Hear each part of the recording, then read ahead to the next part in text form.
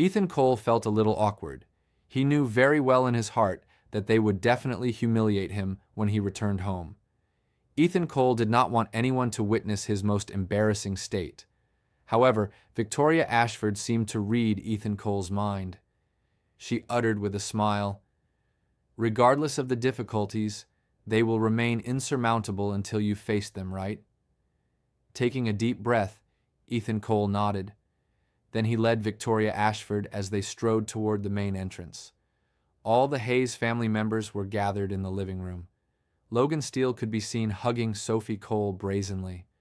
Not only did Ethan Cole's mother-in-law, Diana Hayes, not rebuke Logan Steele, but she even poured the arrogant man a cup of tea.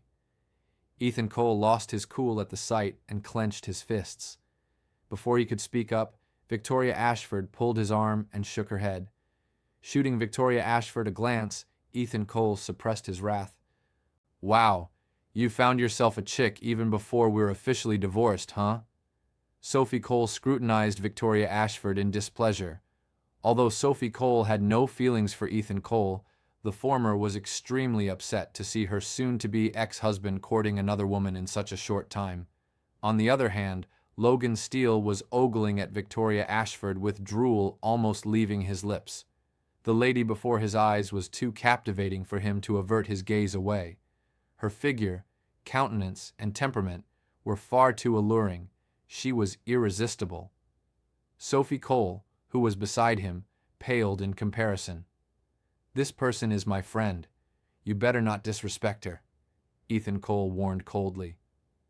Sophie Cole let out a snort and disregarded Ethan Cole. Then she ridiculed, "Tsk, tsk. Sis, you really are a fool. To think that you would pick up a scrap that I discarded. Don't you know that he is a spineless worm?" Victoria Ashford was unaffected by the remark. Running her fingers through her hair, she riposted casually, "Only an unsophisticated woman would leech off a distinguished man. I'm nothing like you." Sophie Cole was burning with fury upon hearing that.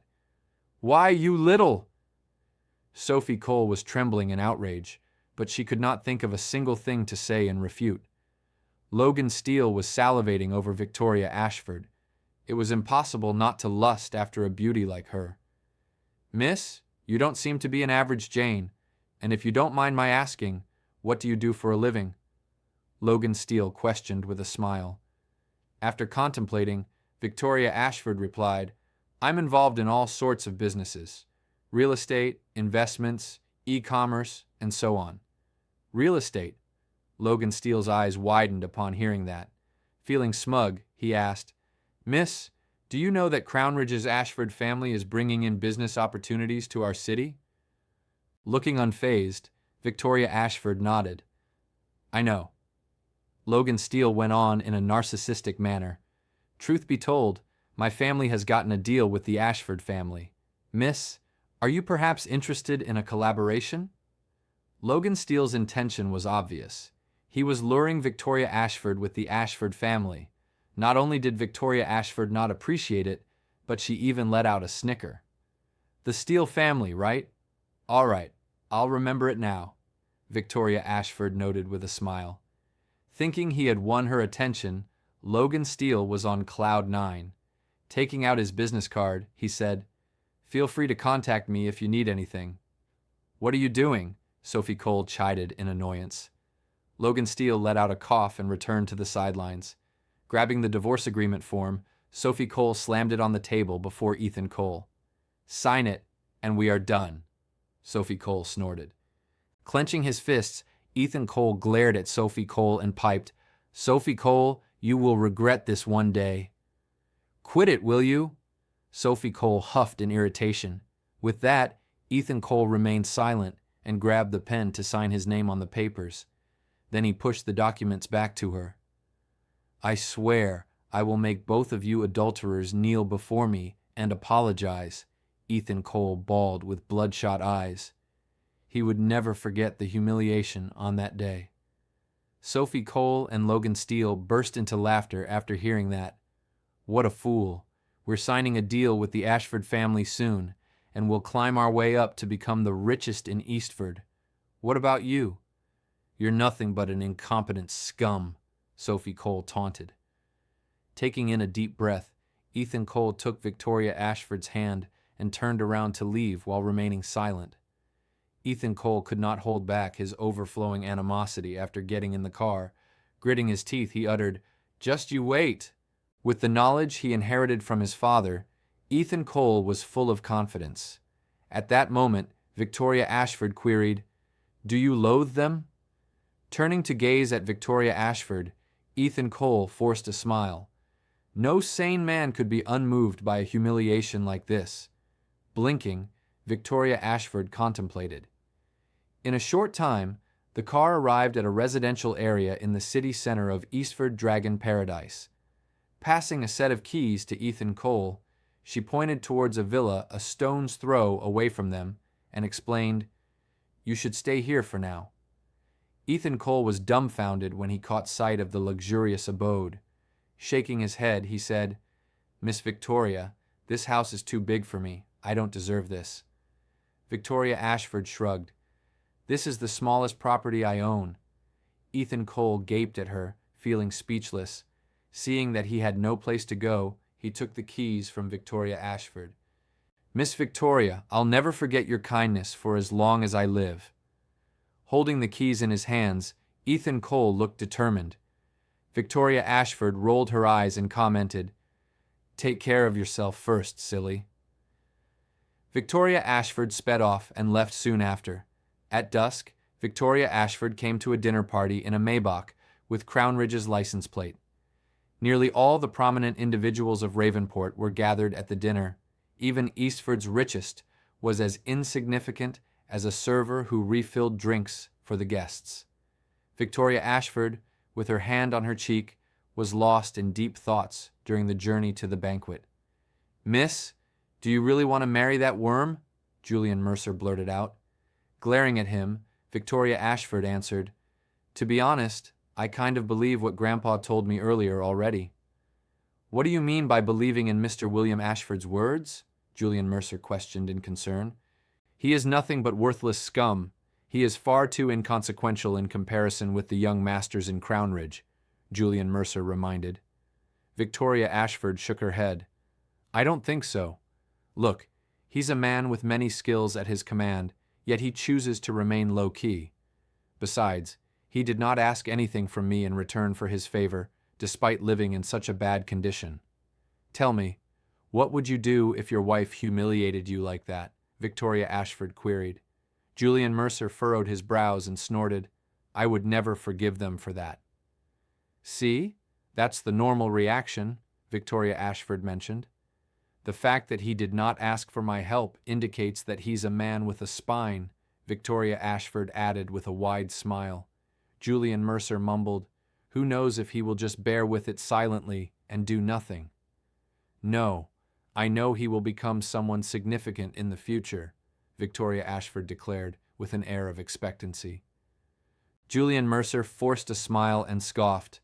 "In the future? Even if we were to give him 10 lifetimes, I doubt he could even hold a candle to the young masters in Crown Ridge." "Don't be so sure." Victoria Ashford shook her head and continued, "You should give the man a little time to prove himself." Following that, Victoria Ashford changed the topic and asked, "Speaking of which, is there any company in our collaboration list that is run by the Steele family?" Switching on the laptop, Julian Mercer ran through the list thoroughly and nodded. "Yes, Miss Victoria, there's one. The Steele family is pretty sincere. Furthermore, their company is considered one of the top in Eastford based on their total annual revenue. This company is a pretty good collaboration partner." Having heard that, Victoria Ashford ordered without hesitation, "Okay, remove them from the list." Julian Mercer was dumbstruck. Although he could not comprehend the reason for Victoria Ashford's request, he dared not ask. "All right, miss.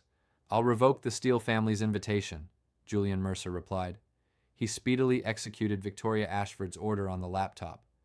"Hold on a second." Victoria Ashford had a sudden change of mind. She commanded with a sly look on her face, "Don't revoke their invitation." "Huh?" Julian Mercer was confused. Victoria Ashford's big, dewy eyes shined as she murmured, "I can't wait to see their reaction when they see Ethan Cole at the banquet." Dragon Paradise was the most high-end residential area in Eastford, and the villa that Victoria Ashford let Ethan Cole stay in was in the center of that area. Everything before Ethan Cole's eyes felt surreal as he gazed at the luxurious interior of the villa. "I wonder who Miss Victoria really is," Ethan Cole stated. Ethan Cole knew that he could not live off others' favors forever. Only after gaining sufficient power, wealth, and authority could he earn respect from people. Wasting no time, Ethan Cole sat in a lotus position on the sofa and closed his eyes. Golden flares lit up in his mind one after another. Those lights contained sacred medical knowledge and cultivation methods, wisdom beyond anyone's imagination. Thirsting for knowledge, Ethan Cole scanned through all the information thoroughly. Soon, he realized that the sacred medical knowledge contained information beyond his wildest dreams. At the pinnacle of its prowess, not only could he cure illnesses, but also he could resurrect people. On top of that, Ethan Cole was confounded by what cultivation was capable of. In the first level of the chi refining stage alone, one could already run wild in the world without a problem. One could be considered invincible when they reached the foundation establishment stage, and their lifespan could be extended to several hundreds of years. Ethan Cole was gradually getting excited as he ran through the information. Glee was written all over his face. "As soon as I begin my journey in cultivation, the Steele family and other families will be irrelevant." Ethan Cole clenched his fists as he became filled with newfound confidence. "Logan Steele, Sophie Cole, just you wait." A gleam of frenzy flashed across Ethan Cole's eyes. Wasting no time, he began to absorb nature's spiritual energy all around him in accordance to the methods recorded in his memory. With Ethan Cole as the pivot, the spiritual energy around the residential area flowed toward him. The spiritual energy seeped through the pores of Ethan Cole's skin and finally merged with his chi in his dantian. Ethan Cole continued the process unceasingly with his eyes closed until sunrise the next day. After opening his eyes, a cloud of turbid chi came out of his mouth. Not only was he energized and refreshed, but also he did not feel an ounce of lethargy despite staying up the entire night. "So, this is the first level of the chi refining stage, huh?" Ethan Cole drew in a deep breath. Clenching his fists, he could feel inexhaustible energy inside his body. A smile played on his lips upon realizing it. Compared to the feeble person he was before, he could be considered a reborn man at his current stage. Ethan Cole then threw a punch at the boulder next to him. Following a loud bang, the boulder turned into debris. At this show of power, Ethan Cole drew in a cold breath. He did not expect his fist to produce so much power with just the first level of the chi refining stage. He could not help but wonder just how much could he continue to grow. The mere thought itself caused Ethan Cole to be filled with ecstasy. It's such a shame that the spiritual energy's concentration level around this area is too diluted. Ethan Cole let out a deep sigh. He had drawn in every drop of the spiritual energy around this area in one night. It was impossible for him to keep improving further. According to the records in his memory, there was still another way to make progress, other than absorbing nature's spiritual energy. That would be through the use of herbs. The older the herbs, the more spiritual energy they contained. After some pondering, Ethan Cole decided to head to the herbal pharmacy to procure a batch of herbs. After rummaging in his pocket, he procured a sum of 132. Looking at the meager cash in his hand, Ethan Cole put on a wary smile. Ever since Ethan Cole was married to Sophie Cole, he turned in every cent of his salary to her. The amount of pocket money he received every month would depend solely on her mood. If the total asset of a man in his 30s was only around 100 plus, everyone's jaw would drop as they burst into a chortle. "It looks like cultivation requires a strong financial backing," Ethan Cole commented with a forced smile. He left the house with only $100 worth of cash in his possession. As he was strolling near the main entrance of the residential area, a Mercedes-Benz blocked his way. The moment the car came to a halt, Logan Steele and Sophie Cole could be seen getting out of it. "Ethan Cole, are you serious? How dare you stalk us all the way here?" Sophie Cole bellowed as soon as she got out of the car. "What more do you want after signing the divorce agreement form? Do you think this is funny?" Sophie Cole added with disdain. Ethan Cole shot her a look and uttered, "Don't flatter yourself." "I'm flattering myself, you say?" Sophie Cole pointed her finger at herself.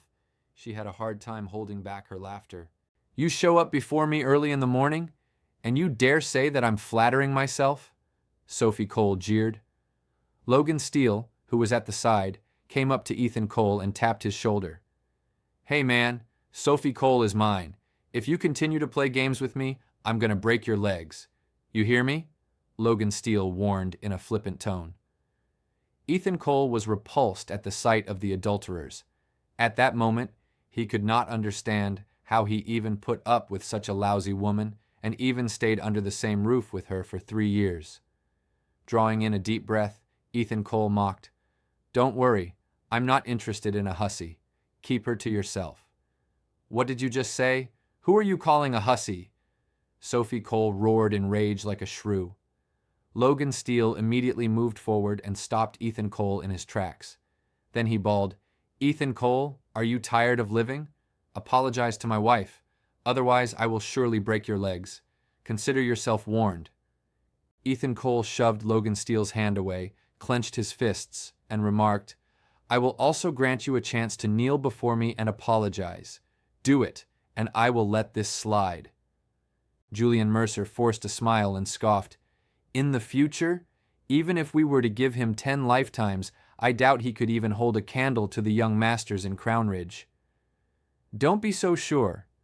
Victoria Ashford shook her head and continued, "You should give the man a little time to prove himself."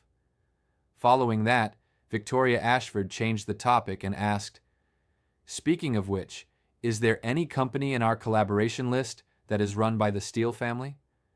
Switching on the laptop, Julian Mercer ran through the list thoroughly and nodded. "Yes, Miss Victoria, there's one. The Steele family is pretty sincere. Furthermore, their company is considered one of the top in Eastford based on their total annual revenue. This company is a pretty good collaboration partner." Having heard that, Victoria Ashford ordered without hesitation, "Okay, remove them from the list."